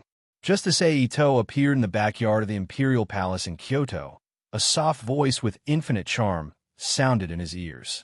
Although it was not the first time he heard it, Sei Ito's heart still jumped slightly at this moment. It could be seen that the influence of this voice was strong. Your Excellency's cultivation is also improving very quickly. Sei Ito chuckled. Sei Ito took 2 steps forward and turned around to the first corner. He was wearing a black dress with white pear flower patterns on the surface, but the chest position was not folded properly like a traditional noble lady's. Instead, she was like a ronin in the Edo period, exposing the midline of her chest and abdomen and the edges of her 2 full hemispheres to the air. Her long hair was like black pearls hanging down her legs. At this time, she was sitting in an ancient pavilion, leisurely holding a small sand cup and drinking warm tea. She was a beautiful woman, Kyubi, who was sitting in an ancient pavilion, leisurely holding a small sand cup and drinking warm tea. Next to her, a female demon wearing a plain white kimono with a slender figure and a pale face, like a geisha's face that had been painted white. 2 dots of red adorned her eyebrows, and a head of black hair combed on top of her head like an ancient noble lady, forming 2 symmetrical rings, weighted on the side. Outside the pavilion, there were large blooming peonies and chrysanthemums, as well as some other unusually beautiful flowers, competing for beauty. Sei Ito walked unhurriedly into the pavilion where Kyubi was, as if he was visiting a friend's house. Then, under the gaze of Kyubi's scarlet eyes, he sat down and looked at her across a stone table. Demon girl, pour a cup of tea for the guest. Kyubi picked up a small teacup, brought it to her mouth, and lightly ordered before drinking. Yes. The white-faced woman called Demon Girl responded. She picked up the teapot and poured some tea into a small cup next to her. Then she put down the teapot and handed the teacup to Sei Ito. Please have some tea. Sei Ito took the teacup, put it in front of his nose, and gently sniffed it. Then his eyes lit up, and he lowered his head to take a sip. From China? Sei Ito put down the teacup, looked up at Kyubi, and asked. Kyubi faintly glanced at Sei Ito, but did not answer. Instead, she asked directly, "Why are you here this time?" "It's about the new disease that has been trending out there recently. Have you received the news?" Sei Ito's expression slightly changed, turned his head to look at the flowers outside the pavilion, and whispered, "I went to the universe to check it out. Although it's not too obvious, the space has indeed changed." Without waiting for Kyubi to answer, Sei Ito continued to talk about other things. Hearing this, Kyubi's eyes narrowed slightly, and her gaze landed on Sei Ito's face. "That's why I suspect that this new disease is the precursor of the great calamity that you once told me about." Ito Sei looked back at the scarlet eyes of the Kyubi without blinking. The more he looked at it, the more fascinating it was, and said softly, "Tell me your purpose." Kyubi said faintly, "I want to know more about the great calamity." Sei Ito said in a deep voice. What followed was about 5 minutes of silence. Neither Kyubi nor Sei Ito spoke. This time, it will be a great calamity. At this moment, Kyubi suddenly sighed faintly, and said softly with a floating tone. Sei Ito, who was completely shocked by the words great calamity, looked at Kyubi with eyes full of shock. What was a great calamity? As a native of China, Sei Ito had learned martial arts and read Taoist scriptures from the old man who was forced to return to the secular world during a special period. After reincarnating, he came into contact with the secret scriptures of cultivation. He knew very well that it was a synonym for the misery and suffering of the people. Almost every time a great calamity happened, whether it was in the sky or on the ground, the population would increase by more than half. Moreover, the words this time came from the mouth of Kyubi, who had experienced the investiture of the god's tribulation and escaped by some unknown means. The weight of the words great calamity would only be greater, and it might even be comparable to the 3 great calamities of the primordial age. Combined with the information he had collected through various means, Sei Ito now had every reason to believe that if this calamity was not handled properly, the earth might really die. Are you sure? Sei Ito frowned and asked. It's up to you to believe it or not. Kyubi sneered. Then what's the reason? A great calamity wouldn't happen for no reason, right? Sei Ito, who was no longer entangled in the matter of whether the great calamity was real or not, asked instead, how much do you know about ancient history? Kyubi asked in return. Which period? Sei Ito was surprised. The 3 sovereigns, 5 emperors, and Xia. I don't know. Sei Ito was stunned when he heard this, and then he shook his head with a bitter smile. He didn't know anything about it. It couldn't be helped. After all, he wasn't from that period. Naturally, he didn't know what happened during that period other than myths and legends. After all, the period of the 3 sovereigns alone spanned nearly 10,000 years of history, not to mention the period of the 5 emperors more than 1,000 years and the period of Xia more than 600 years. Other than the group of experts who achieved Tao during the period of the 3 sovereigns, not many people knew about the history of this period. Don't tell me that the great calamity this time was caused by that period? Sei Ito, who had recovered from his shock, said with a speechless expression. Chapter 1491. That's right, Kyubi answered confidently. Then, as if she was not shocked enough, she continued, I can even tell you that the reason why the continents on Earth split into their current state is also because of that period. Sei Ito was completely speechless. Is it hard to believe? Kyubi glanced at Sei Ito and sneered.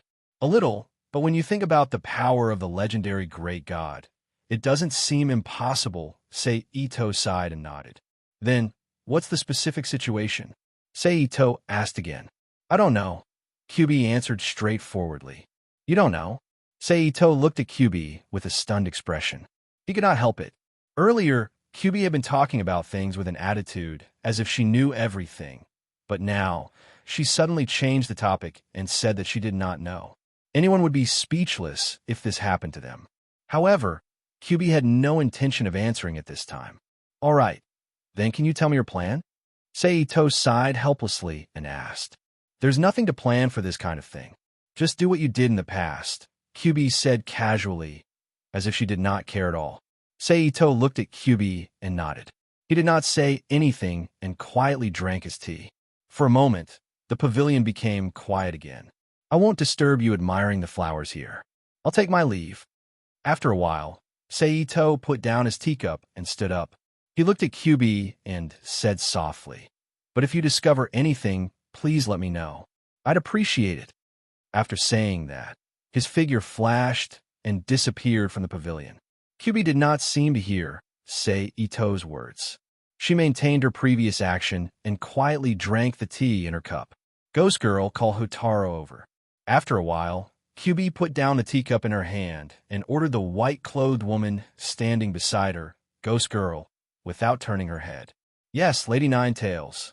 The Ghost Girl bowed slightly and then disappeared from the pavilion as if she was in an illusion. Then, after about a minute, the ghost woman's figure appeared in the pavilion again. Then more than a minute passed. Accompanied by a series of hurried footsteps, a man who stood upright like a human but had the head of a fox and wore a cream-colored hunting robe appeared. A fox demon wearing a black top hat walked into the garden. The fox priest quickly walked to the pavilion and stopped. He clasped his hands in front of him. He bowed his head and said, "Greetings, Lord Ninetails. Hotaru, do you have any news about the new disease that has appeared in the human world?" QB didn't even look at the fox divine official named Hotaru and asked in an indifferent tone. In response to Lord Ninetails, "There are a few. However, this lowly one believes that it has nothing to do with our monster race. Therefore, I did not pay too much attention to it," Hotaru reported. "From now on, pay attention," Ninetails ordered. "Yes," Hotaru replied. "Have there been any strange occurrences among the demonic beasts recently?" Ninetails asked again. Hotaru tilted his head and thought for a moment before replying, "Nothing major. However, there have been some minor occurrences." "Oh." Ninetails turned her head slightly, and her scarlet eyes fell upon Hotaru's fox face. Then, she let out a soft groan. According to the reports of the lesser demons, for some unknown reason, many lesser demons' bodies have suddenly mutated recently. They have become much stronger than before. Furthermore, they have become extremely aggressive and will frequently fight with their fellow demons. For this reason, this lowly one has specially summoned several lesser demons that have mutated to investigate. They have discovered that this is indeed the case. Even when facing this lowly one, they will frequently be unable to suppress their desire to attack. They will want to attack this lowly one, Hotaru reported. "Is there anything else?" Ninetails frowned slightly and continued to ask. "Apart from this, there's nothing else for now. Go. Bring 2 lesser demons that have mutated here," Ninetails ordered. "Yes," Hotaru replied and immediately turned around and left the garden. 5 to 6 minutes later, Ninetails returned to the garden with 2 lesser demons that were emitting a slightly tyrannical aura. They stopped outside the pavilion. The 2 lesser demons hurriedly knelt on the ground and lowered their heads deeply. Their voices trembled as they greeted Ninetails. "Greetings, Lord Ninetails." Ninetails did not say anything. Instead, she waved her hand. The lesser demon, that was barely able to maintain its human form, but its skin was bluish-green. It only had a single large eye and a mouth full of sharp teeth. Its limbs and body were soft, and it looked like a noodle monster. It immediately flew up from the ground. Under the guidance of an invisible power, it flew before Ninetails. Ninetails turned her head. Her scarlet eyes shone with a mysterious red light as she looked at the lesser demon before her. Almost instantly, the lesser demon within Ninetails' line of sight became transparent. A large amount of substances that resembled blood vessels and meridians appeared before Ninetails' eyes. Everything within the lesser demon's body was exposed. Soon, a black substance that covered the lesser demon's body attracted Ninetails' attention. Ninetails made a grasping motion with her bare hand, triggering the black substance within the lesser demon's body. As soon as the black substance trembled, the lesser demon that was caught by Ninetails' power immediately let out a blood-curdling scream. Who was Ninetails? In myths and legends, she had caused chaos in a country and killed countless people. After she exiled herself to Japan, she almost destroyed Tokyo during the Edo period. How could she care about the lesser demon's life? A cold light flashed in her eyes as she used an even stronger power to extract the black substance. A cacophony of ear-piercing screams echoed incessantly. This went on for a few minutes. Then, with a soft poof, a mass of wriggling black substance that looked like a living creature was extracted from the small demon that was caught in midair. It was shackled by an invisible force and floated in front of Ninetails. However, before Ninetails could study it carefully, the lesser demon that had its black substance extracted once again attracted her attention. In the short span of 10 seconds, the body of the small demon that was considered healthy suddenly withered and weakened. It was as if all the life essence in its body had disappeared along with the black substance. It was on the verge of death, as if it was about to die. What a vicious thing. Ninetails turned her head and coldly looked at the squirming black substance before her. Fox Taro, this lowly one is here. Although he did not sense any signs of Ninetales exploding, Fox Taro knew that his boss was in a bad mood. He hurriedly lowered his head and responded in an even more respectful manner. Separate all the lesser demons that have mutated into separate groups. Order people to monitor them 24 hours a day. If they do anything that threatens the entire tribe, kill them immediately. Ninetales coldly ordered. Yes. Also, check every tribe at all times. Find all the mutated demons. This lowly one understands. Then, without waiting for Ninetales' orders, Fox Taro immediately turned around and left the garden. As for those two lesser demons, who cared if they died? Didn't he see that Lord Ninetales was now interested in that black substance? She might even use those two unlucky fellows as test subjects. Needless to say, he actually guessed Ninetales' intentions. At this moment, Ninetales, who was in the pavilion, used her right index and middle fingers as a sword. She sliced open the squirming black substance in front of her with one hand and directly cut out a black mass that was 1/4 the size of the entire substance. She then threw it back at the lesser demon that was on the verge of death. When the black substance came into contact with the lesser demon's body, it paused for a moment. Then it squirmed around the lesser demon's body as if it was disgusted. Then it turned around and rushed toward another lesser demon. The next moment, the black substance completely sank into the other lesser demon's body. The small demon that had been invaded by the black substance let out an excited roar. At the same time, an even clearer manic aura emanated from its body. It raised its head and looked at the nine-tailed hydra with its slightly red eyes. But then, as if he was frightened, he lowered his head again. Clearly, the fear of Ninetales had been deeply engraved in every cell of this demon. Even if there was an external force to catalyze it, it could not resist. Ghost Girl, go. Kill him. Ninetales calmly ordered. Yes, Master Ninetales. Ghost Girl responded. Then, she went around the stone table and walked to the edge of the pavilion. Her body began to emit an intense cold aura. Under the influence of this aura, layers of frost began to appear on the ground around her. Roar! Sensing the threat of death, the lesser demon roared loudly. Suddenly, it opened its head that was wrapped in an ancient oilskin paper umbrella and shot out black needles at high speed. Ghost Girl's figure dispersed and turned into a large cloud of faint black smoke. Then, it stretched out like a tentacle and tightly wrapped around the paper umbrella demon's head. Then, her upper body reappeared and stabbed the paper umbrella demon's neck with a short knife that had appeared in her hand out of nowhere. A black demon aura mixed with blood gushed out of the paper umbrella demon's neck. However, it was immediately frozen into small pieces by the cold aura and fell to the ground.